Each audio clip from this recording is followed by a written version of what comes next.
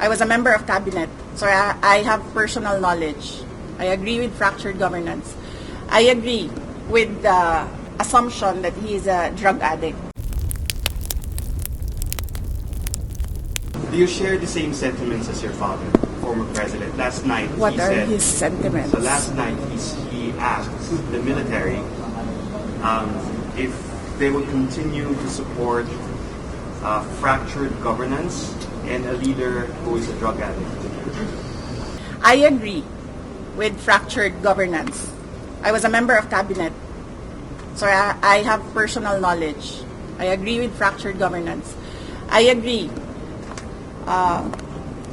with the assumption that he is a drug addict because he continuously refuses to do a drug test. Napakadali naman, di ba? Tulad ko, napakadali naman.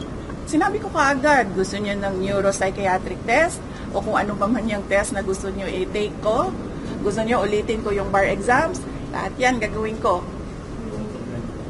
No questions asked. Gusto niyo ng drug test? Sabi ko, dagdagan ko pa ng drug test. Napakadali gawin sa akin yan. Ngayon kaagad na araw na ito, gawin natin yan. Pero, lahat, sabi ko nga, sisimulan namin sa Office of the Vice President ang drug test, kaming lahat. Diba?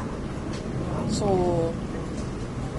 dapat, ay lahat sa gobyerno, mag-drug test na yung lahat. Lahat ng mga congressman ninyo, pa-drug test nyo. What about the question for the military to withdraw support? No, I do not agree with that.